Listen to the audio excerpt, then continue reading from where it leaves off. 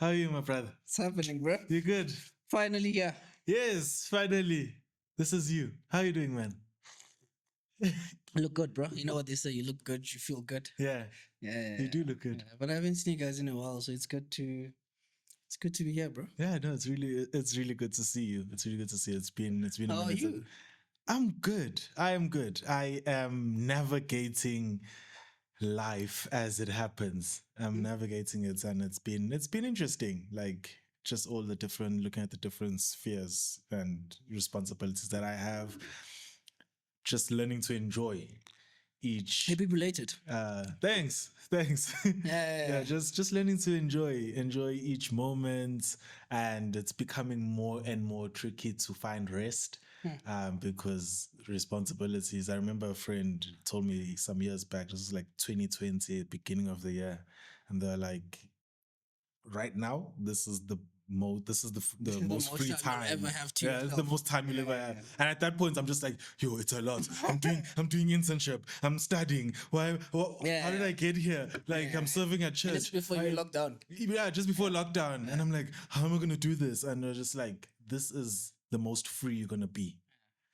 And every time like another season comes along, I just look at it and I'm like, yep, I remember those words, and I'm like, yeah. So now I'm finding myself like constantly fighting of how am I just gonna have a moment to myself or to rest. Do you sleep enough?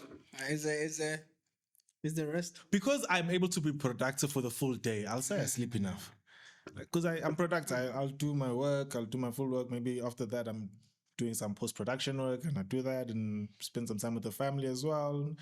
Yeah, but I'm really fighting for those pockets of rest. Like I remember a couple of weeks back, I asked my wife, I was like, please tell me there's nothing happening this Saturday. Like I'm always like, is there anything happening? Nothing. Okay, fine. I can just be like, one of the things I enjoy, just to sit in my house, stare at the wall. And my wife will come past and, are you okay? I'm like, yeah, I'm fine. Like I'm having a moment where I don't need to use my brain. That's good. But yeah, I'm good. I'm enjoying life. I'm doing okay. But before we go any further, just to give you an opportunity to introduce yourself. This is actually very nice. Yeah. Yeah. You're welcome.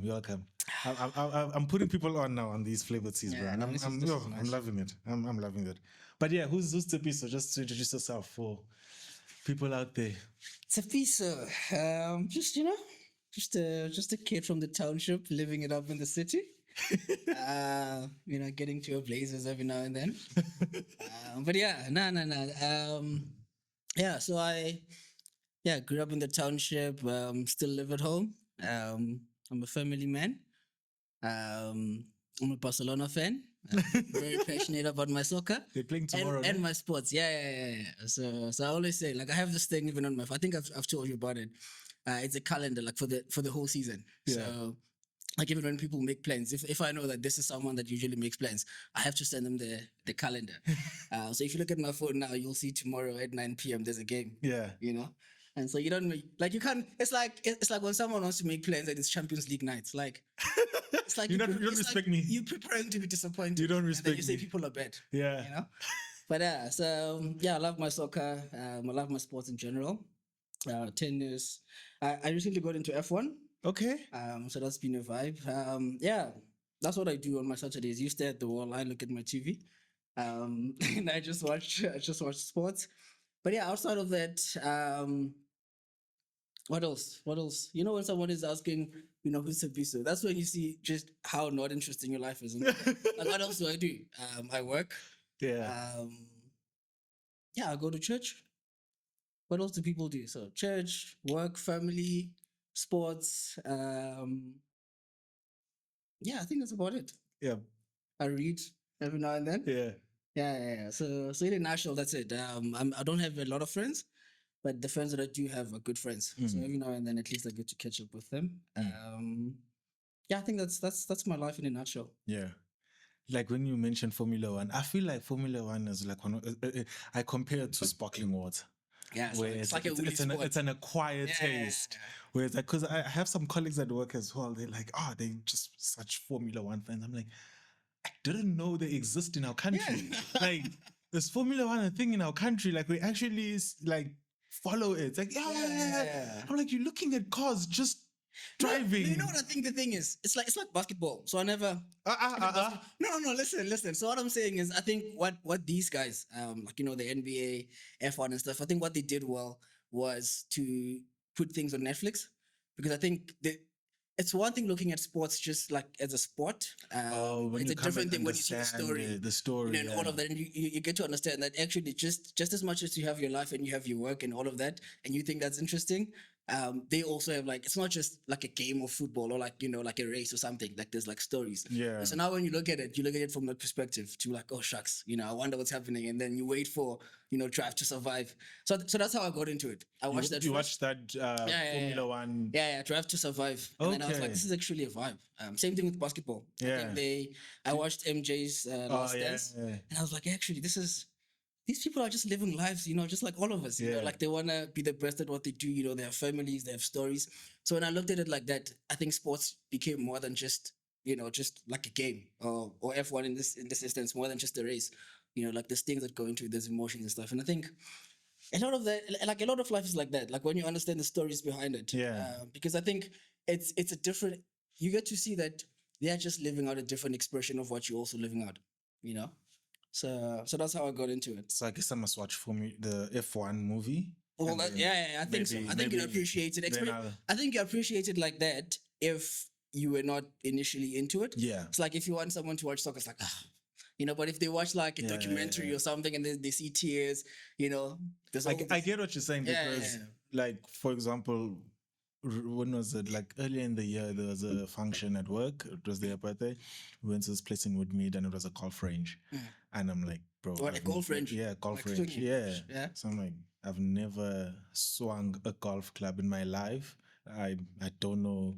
Yeah. So one of my colleagues gives me the basics. Like, hold it like this, stand like this. This is what you're aiming to do. This is how you swing.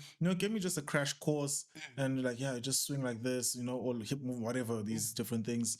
And I tried it. I got it pretty quickly. The entire function, you were just singing. I was just there. I kept finishing those balls. The guys would come just to check is there still enough balls, and they were constantly putting more balls where I was, because I'm like, I'm enjoying it now. Like, my body was so sore afterwards, and then I learned afterwards. Like, a friend was telling me, was like, this is why you stretch before. I'm like, and before I did not rate golf. I'm like, I used to think to myself, I'm like, why does this qualify as a sport? Where is the activity? You don't sweat here. Like, these guys are wearing chinos and it's like some advert. How's this a sport? Yeah. And then the way my entire left arm was like so painful. I was like, you must stretch. You don't just go start swinging. You must try. I'm like, from the point, I appreciate golf so much more as a sport, because I got to. There's a story, like you saw. Now there's a story. Now I saw what goes into it. So I get what you're saying from what you're saying. But okay, to what we want to chat about today, because wow, we're gonna end up turning this episode into a catch-up session. That's what happens when you don't see your friends. But what I want to chat to you about today is this concept of charity starts at home. You mentioned when you were telling us about yourself that you're a family man, and whoever's your friend would know that Tshepiso is a family man. Oh, so I remember. I have a girlfriend, yes. I just had to throw it in there, She's gonna watch this episode and be like, what's happening? You said that's all to your life. Yes. You must remember these things, yes. Yes. But I remember the one time I drove to your home, and I remember on the route, I was like, this is the commute Tshepiso does, going to work. Like, I was like, this guy's dedicated, man. Like, because it's like an average hour or so. Different province, bro. Yeah. People always laugh when I tell them, like, where do you live? I live in a different province. Like, I was like, yo, my guy. And that moment for me, it kind of sunk more like, the dedication and how much you value family. Because I remember how it started, like, just before lockdown, you're just like, you know what, I'm just gonna go back, be at home, because you were like, for the longest time you weren't around. Like high school, we were boarding, and then straight to varsity, you were, staying at rest, and so you didn't really spend that much time with your family, and you just consciously That's why I'm still at home now. I'm like, yeah. it's just And it's like, drain it as much as we can. I think that's funny. Like as you said, I think I remember. I don't know if I said it to you, but I was like, I went back home after COVID, and I was like, these guys are actually cool. It's like when you're like, this is your mom, this is your sister, but then you stay with them, it's like they're actually cool. I can hang out with these people. So, and the way you've just been intentional with that, and so I just want to chat around the concept, particularly as men. And I look at it even a bit from my perspective, with the fact that you grow up, you see, maybe you're not growing up from the best situations. Like maybe the situation at home is not the greatest, economically speaking. And naturally, I remember discussing this with another friend of mine. Naturally, it's almost, I don't know if it's a hardwired thing, but it just sometimes, for at least the guys that are my friends, when you come from a home that maybe gets by, maybe it's just above the poverty line, or maybe it's below the poverty line, you have this desire, or it can even be to the point of this burden. And in most cases, it's self-imposed. It's not that your family's imposed it on you, but it's almost like a self-imposed burden that I want to do something right. about the situation at home. And I just want to talk more around that, because the more I as I journey through life, growing up and getting into different seasons of life, I'm seeing now the nuances around it. Like when I was still in high school, it seemed very clear: make a lot of money, build my mama a house, buy a car, and then life actually starts happening, and you realize, like, okay, it's not going to be as simple as 15-year-old me thought of it, and that's what I just want to kind of like unpack with you a bit in this time that we have. And so maybe in setting it up, can you tell us a bit about your background, growing up at home? What was the landscape looking like? What was the economic climate, and how did that shape your thinking? Did you also find yourself having that self-imposed responsibility that, I want to change, the situation at home and the lives for my family? I think, let's see. So you're in high school, right? And I mean, obviously, you see the context, like you said, like you don't choose to be in that sort of like a household. And you see it, and you see the need, right? I remember, I think, I can actually recall vividly like a moment like that, right? So we lived, so when I was growing up, like we used to stay in a shack. I think maybe for like maybe a good maybe 5 years maybe, and then we moved to like a rented room. And then basically, and it's crazy, and we'll probably speak about it later, but it's like the first home that my mom owned, or like that we owned, I think was like 2016. Right, like up until then, it's literally just been like renting out and all of that. So the background is that, so they were from Kwakwa, Okay. right? They call it like Q Squad. I'm sure if anyone's listening to this, I've never heard it before. Like I know what this guy is talking about. They call it's like a Q Squad, Kwakwa. So they're from there. So grandma was the first one that basically came this side. I think she came this side maybe 70s. Late 70s, 80s and stuff. And obviously, back then you're here for work, like your child, your kids are still there. And then my mom came this side. She was visiting, I think in the late 90s, 96, 97. And like my grandma is still at this time, like she's renting out somewhere, maybe, like works as a domestic worker. My mom comes, and then you know what, as high schoolers do and all of that. You meet a boy, you're just balling out and all of that. She was in matric. And then, jiggy, there's a baby.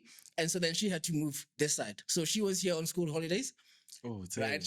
Right. And then the year after, she just had to move this side. And so you can see that these are people that came this side without like necessarily a plan. Maybe my grandma obviously was here for work. But then what happened is now you're in the situation where you have to work. So my mom starts working and all of that. And I mean, I can't say I had like a bad life. Like it was decent, and decent in a way that that's all right? Everyone, in the township and all of that. I don't remember ever wanting a soccer ball and not having a soccer ball. Right. And to me, that was like, dude, like you look at it now, you're older, you're like, oh, playing with bricks, would have been nice to have like, like a Actual Ferrari, Hot you know, Wheels. you know. But I think that's the reality of it. Like when you're in there, you don't see that, right? And so that's sort of like the context that like I was brought up in, right? And so we used to rent and all of that. But then coming to this question, I think it was maybe high school. We still like were living in a one room rented space. It was just me and my mom at this time. My grandma was just away, living elsewhere. Like in a rented room. But I remember the one that we were renting at this time because so they moved to the Val. My mom moved to the Val, which means I had to move. So I was born and bred in the east, right, east side, in the east, and then I moved to the Val. But then there was one specific day where I think it was raining.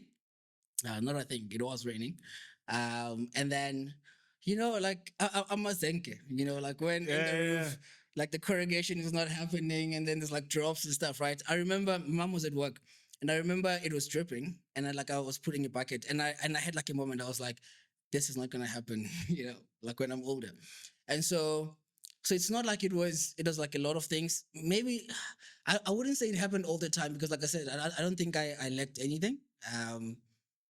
In that sense, like I always had food, I always had a roof over my head, I had clothes, and I had all of these things.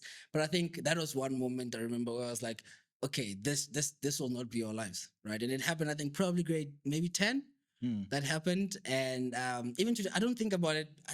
Probably this is the first time I think about it since then. But it's like you have these things that happen. So for some people it's obviously elongated, like this is their reality every single day. But with me it was like a moment. It was like, okay, listen, this cannot happen, right? And so in that moment I was like, okay, something needs to happen. It's like this cannot be our story. So yeah, so now that I'm older and stuff, I can do stuff. We live like in a proper home now and stuff. I still have desires, to be like, hey, let's make this, epic and all of that. You can say that was like a moment. I think life happens in moments. Yeah. So that was definitely like one of them. Yeah. Yeah. Was it for you at any point, whether explicit or in passing, subliminal, did it come across maybe from family that you'd hear sometimes in the terms spege wena, we're looking to you now, you our hope, for like, and I asked this. For me, I was fortunate enough, like I also similar outlook, similar perception that you're speaking of. I always had a fantastic childhood. Yeah. I was a vibe. like I lived just thinking about it. I lived well. Yeah. Right? Yeah. But I could see that the situation is not ideal. It's not it. Yeah. My mom lived with my grandmother. She was studying at a higher education and training. She was at this college at the time when she fell pregnant with me. And my grandmother was like, okay, sharp, this has happened, but you're gonna finish. She was in the final year. So she did finish. But then when I come around, she's not working. For probably the first, I want to say 4 to 5 years of my life, my grandmother was taking care of me. Because she was the one working. She was a domestic worker. My mom couldn't find a job for a while. At some point, she did get a job at a petrol station, Caltex. Now they're coming. Let's go. She worked there for a while. Then she got a better job, and then she could assume more of the financial responsibility. But that was later on. I was in primary school. Maybe I was grade 3, 4. I can't remember. But I was in primary school at that time. But for the most part of my early development, those formative years, it was my grandmother. But again, to say, so in that house, it was my grandmother, it was my mom, it was my 2 cousins, and it was my uncle. And the breadwinner of the person is my grandmother, That's the story of a lot of kids, by the way.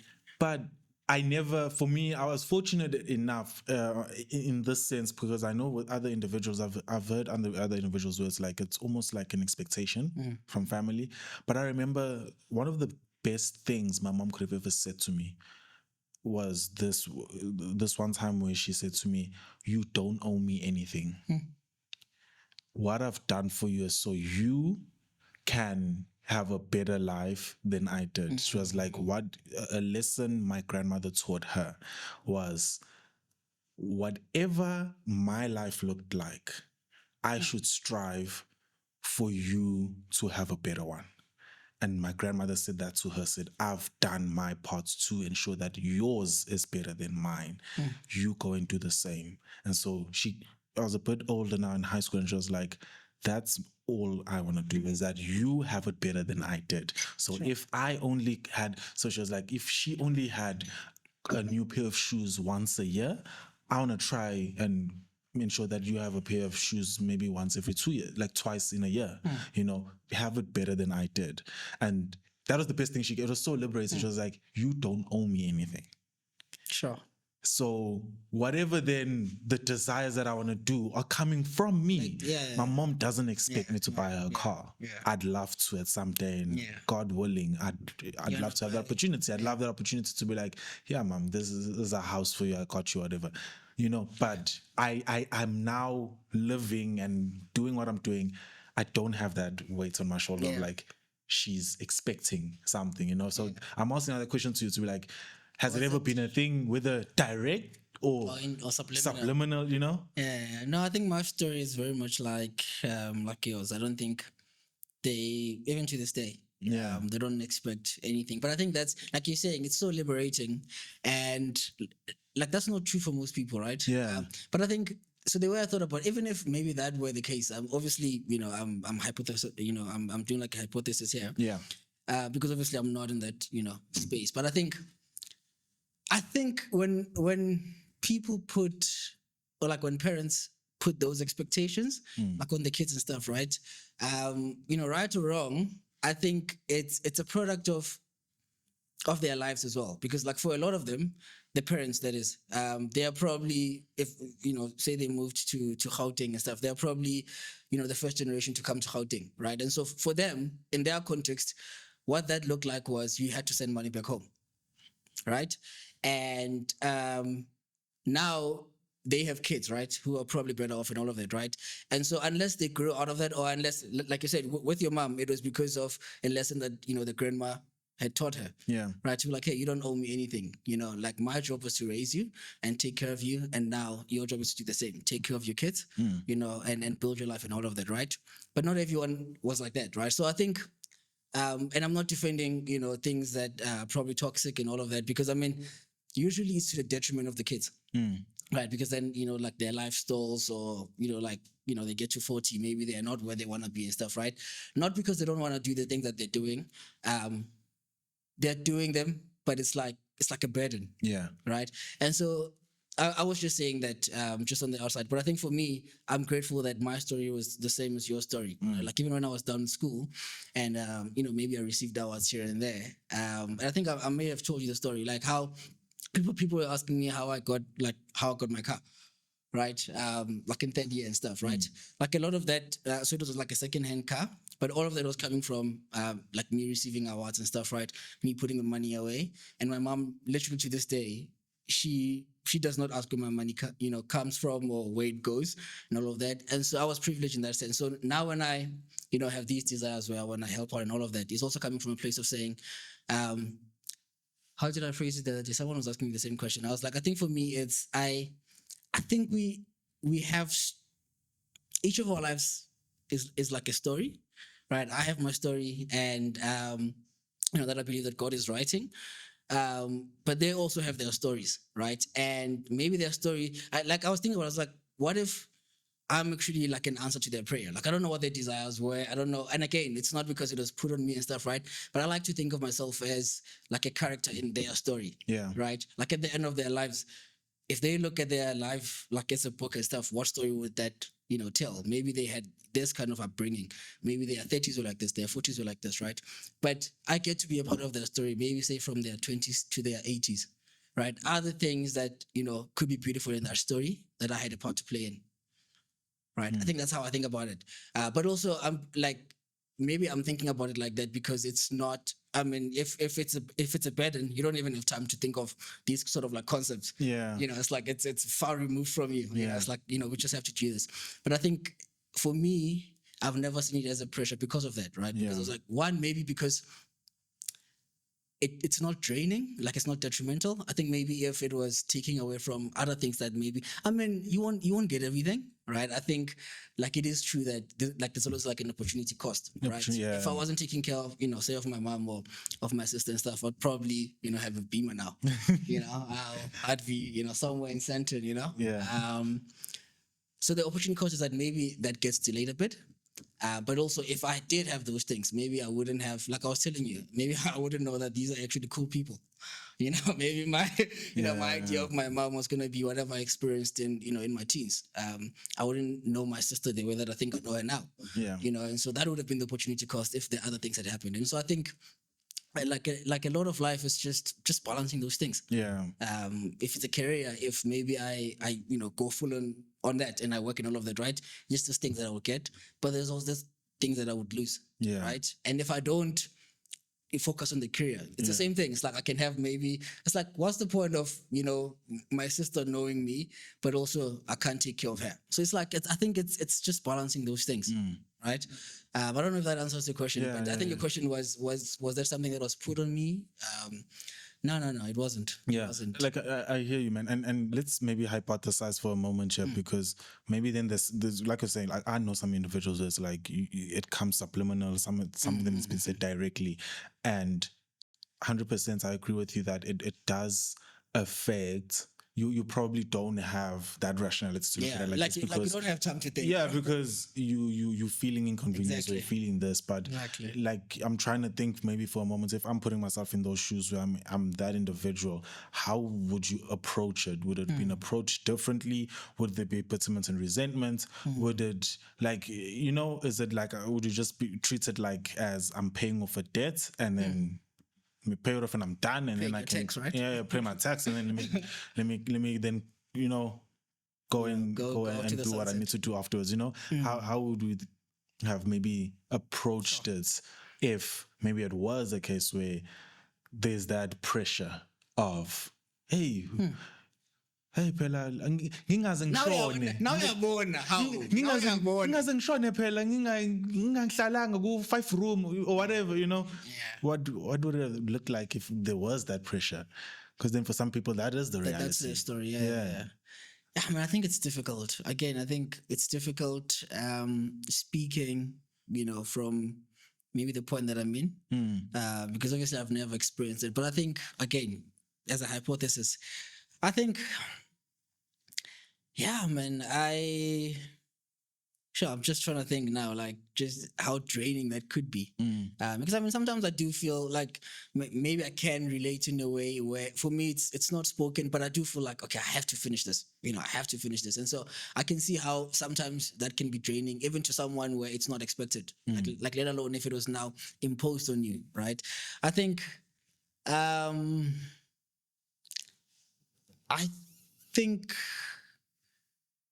if I were in that position, again, I could say maybe one, you speak about it, but usually when you speak about it, it can help, but usually it doesn't. It's like now context.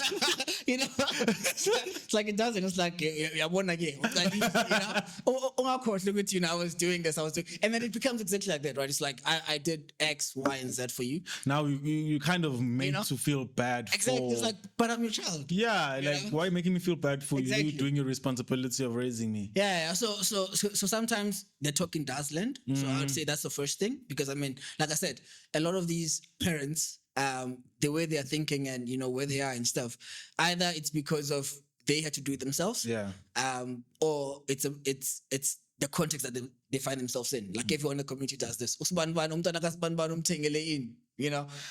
So I guess the first step would be conversation, right? And if that doesn't help, then I say, because again, I think you still want to have that relationship with your parents. Yeah. Right. And I think like as with any relationship, it's just so that it just so happens that in this context it's money and there's all these things and all of that. But I think it's the same with any relationship. Like if the conversation doesn't help, well, with your family, you can't leave, right? People do leave. Yeah. But it's that one where it's like your mom will always be your mom. It's not like a friend where I can just, chuck the deuces. So I think you would have to decide whether comfortably or uncomfortably, how do you want, because again, I think the problem, and it's not a problem, but it's when you're in that situation, even I look at this table, right? If I'm an ant and I'm sitting here, right? If you put a circle around me and that's the situation that I'm in, that looks so big. Yeah. Like I can't see a way out. Like this is so big, right? And for someone in that situation, that's all they see. Because that's what their today feels like, that's what their tomorrow looks like, that's what their next week looks like, and their next year. But what I would say is that probably take a step back. That's not always going to be the case, right? Yes, it's draining now. It's the same thing like if you're at work, maybe you're trying to build your career and stuff. It's not always going to be, as smooth sailing or like as linear as you want it to be. But then the thing is, I can't invalidate how you're feeling, because you're going to feel like that today, tomorrow, and next week, right? And a year is like what, 365 days, bro. So I can imagine if that's what you're feeling for 365 days. But I think if it does help, at least alleviate like the distress and stuff, maybe try and take a step back and be like, okay, it's not always going to be like this. Yeah. Right. I think that would probably be the only antidote in that space, because I mean, again, the conversation doesn't help. And okay, two things: take a step back, look at the bigger picture. It's not always going to be like this. Yeah. Right. The other thing is, if you do step out of that situation, again, this comes from stepping back, right? Because you can't just step out and be like, okay, you know what, I'm out. I'm starting again, right? But then how do you want the next 5 years to look like? Is that how you want the relationship with your parents to look like? Yeah. Do you want your kids not to know your parents, right? It's like there's always a cost to something, right?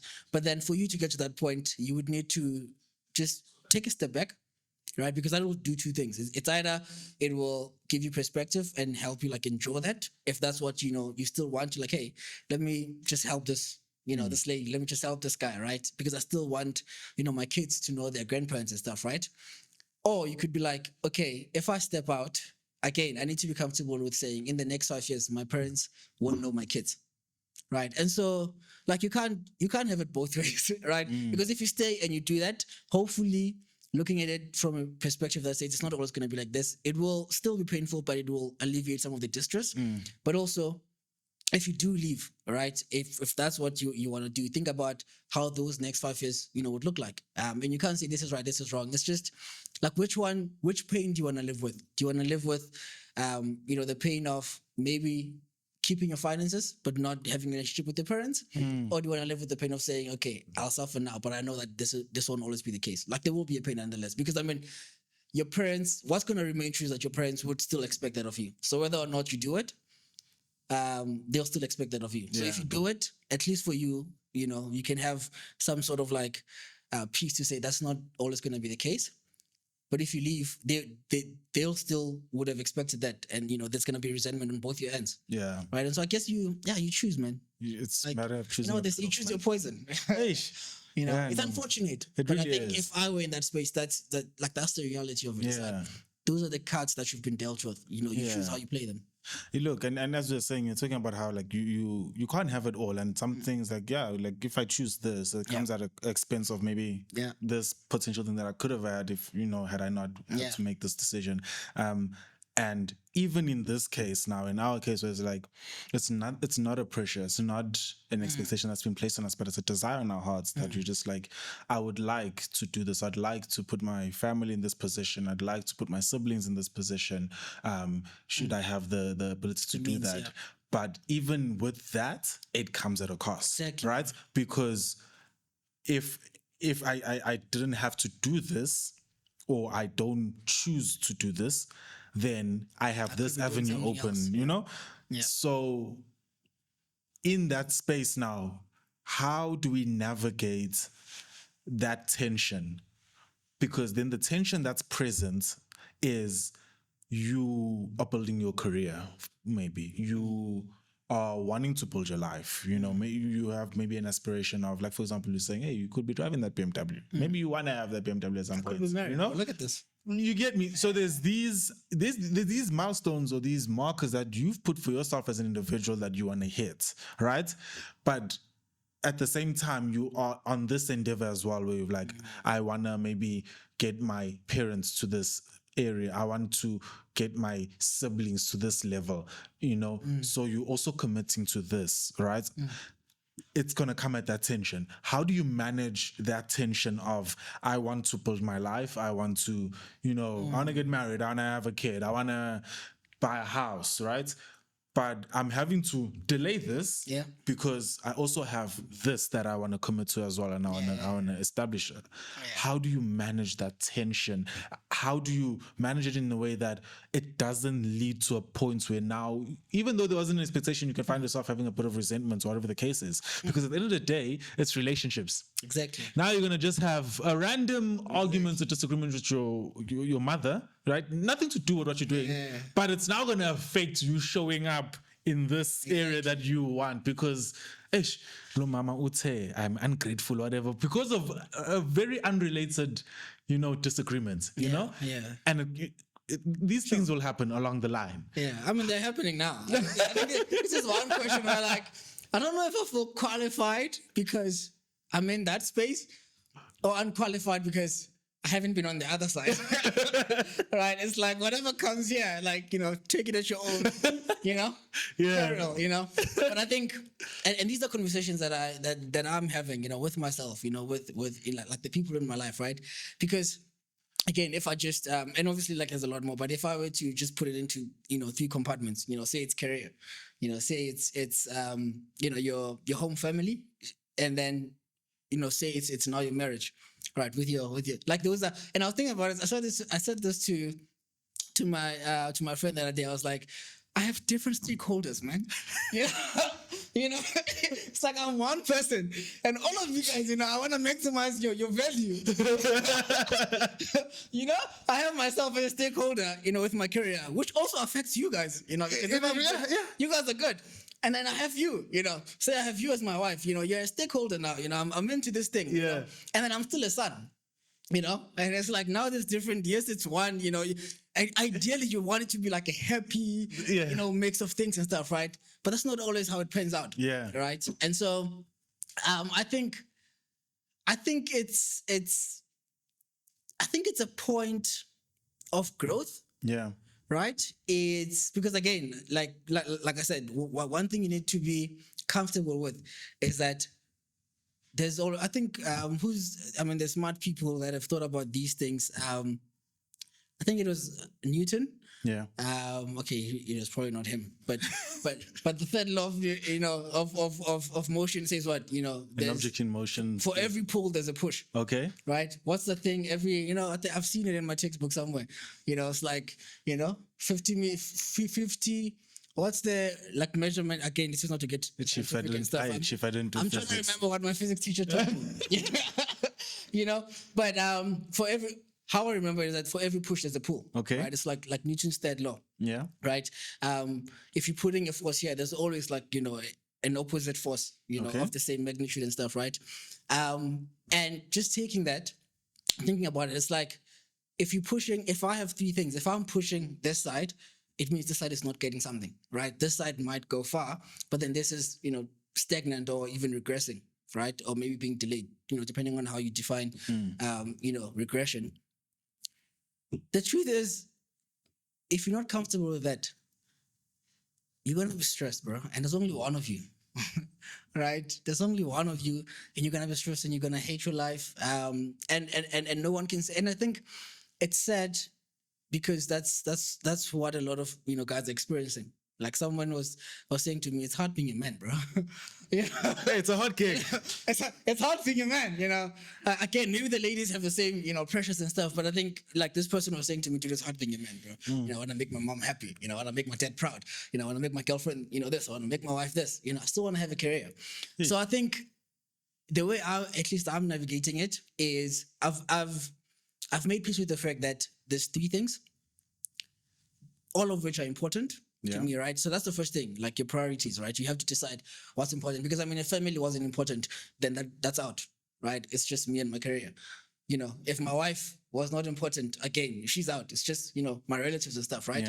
Yeah. So I think the first thing is understanding that, okay, this is what matters, right? Have those, like list of things. Yeah. Say whether it's your family, whether it's your what. Now having done that, right? Because the thing is, we don't have this conversation if the only thing that matters to you is your career. Then the tension doesn't exist. Yeah. Right. And so this tension only exists when there's competing risks, right? Or like competing things for your attention and like, your priority and stuff, right? So if that's if that's sort of like the space that you're in, you have to understand that you will not put the same, like from the same bottle of water. If I have 3 cups here, I cannot put everything in 1 cup and then have the cup also be filled on the other side. It's like you have to, balance how you put it and be comfortable that if you're putting, into the career, it means one of the cups will probably not have as much. If you're putting into, the marriage or something, you have to understand the career might suffer, right? And that's just like the reality of life, You have this is your life, bro. Right? Like, and again, what helps is that you keep pouring, but you understand that as you pour, this thing is going to decrease, right? And then what you have to do is, find things that fill that thing up, but you have to go and pour again. But what you have to understand is that as you pour, it doesn't get back in at that time, right? Yeah. You have to understand that, right? And if that's stressful, then you're not. It will be stressful, probably. But the thing is, if you don't understand that, then that's when, it can lead to depression. It can lead to, you resenting any of these 3 cups and all of that. You feeling like you're not progressing in your career. Your mom is the worst. Your wife, okay, you can't say your wife is the worst. You picked her. Right?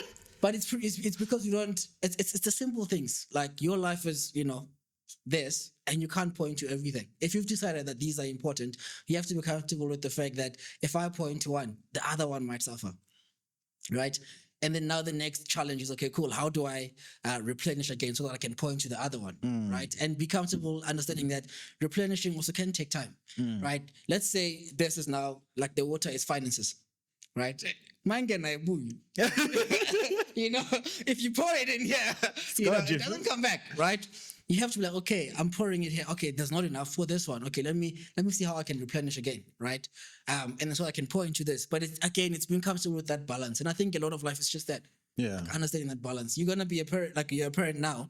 I'm gonna be a parent one day. Now there's another cup, right? I've had 3 cups. Now there's another cup. I need to Another pour into this stakeholder. cup. Another stakeholder. Yeah. But yeah, I mean, I think that's I think once you are comfortable with that, I think. I was listening to something yesterday. I think it was like Miles Monroe that said, like a lot of wisdom comes from understanding the dynamics of like the different parts of your life. Yeah. If change happens in one, you have to understand how this affects, the other cup, right? If this is the only thing that you have to offer, right? You have to understand that if you pour into one, the other one will not have. Yeah. Right. But also in the same way, if you've poured, you need to go and replenish if you still want to, fill the other one.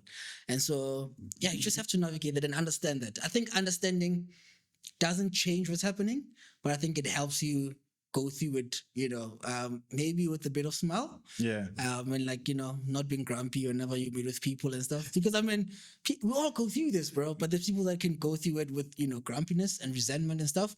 Again, not to say it's wrong, them feeling like that, right? But maybe they have not understood that that's actually just how simple it is, right? That if you pour here, this will not have. Yeah. Because you've decided, no one said that this must be important to you. You've decided, like again, if I decide that my family is not important to me, I can just leave. The other cup is eliminated, right?